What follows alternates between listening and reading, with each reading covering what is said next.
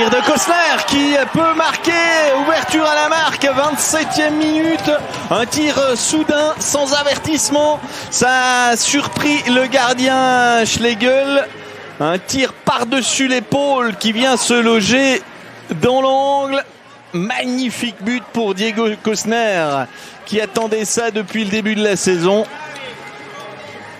11e match pour lui et un premier but.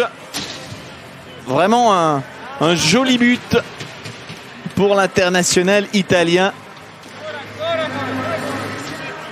Voilà qui va donner un peu de confiance à l'équipe d'Ambry. C'est plus logique de donner à Nettinen que d'essayer de tirer lui-même. Et but! Eh bien, c'est possible pour Zwerger de marquer, la preuve en supériorité numérique. Les tirs des Léventins sont diaboliques dans ce deuxième tiers-temps et ils font mouche quasiment à chaque fois. Non pas que Schlegel est à côté de la plaque, mais simplement il y a des tirs absolument magnifiques. Celui de Dominique Zwerger pour son premier but de la saison ne fait pas exception et il est quand même beaucoup plus joli que le dernier qu'il avait marqué ici même. À nouveau la partie supérieure. Celui qu'il avait marqué dans la cage vide, ici même.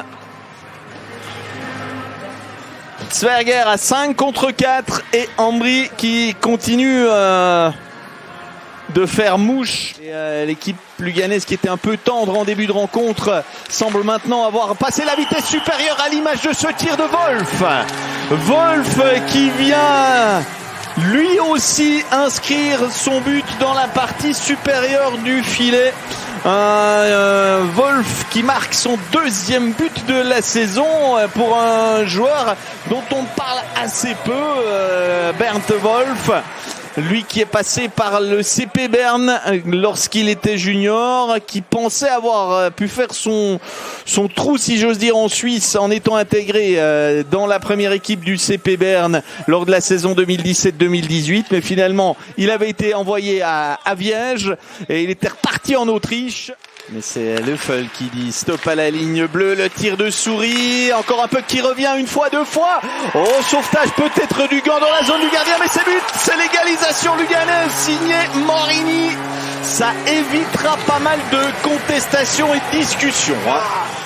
Parce qu'il y avait eu un dégagement du gant dans la zone du gardien. C'était en tout cas très très limite. Morini qui... tout comme Wolf, double son capital but cette saison. On revoit la première reprise de Kourachev, ce dégagement de Fischer. J'ai pas eu l'impression qu'il a mis vraiment le puck sous les teignoirs. Donc on peut imaginer que là les arbitres ont bien fait de laisser jouer, mais ça n'a pas suffi. J'ai quand même un petit doute en voyant ce ralenti. Est-ce que Fischer n'avait pas... Ngoy.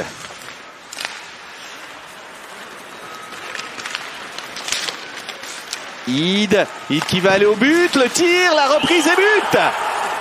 Ce sera un but validé du patin, mais validé quand même par rapport aux séquences qu'on a pu voir hier soir. Celui-ci ne peut qu'être validé. Il n'y a pas de kick de la part de Souris qui freine et en freinant peut catapulter le puck avec sa lame au fond du filet. On a un petit temps d'avance sur les arbitres. C'est bien ce que j'ai vu sur le direct.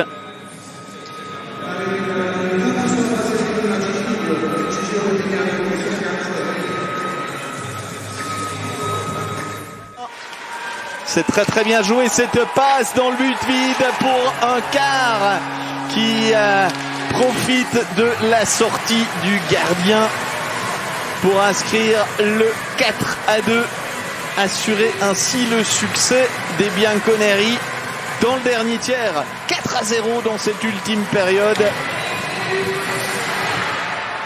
Il fallait prendre un risque, il fallait sortir Ciaccio et difficile de dire que Luca Cereda n'a pas bien agi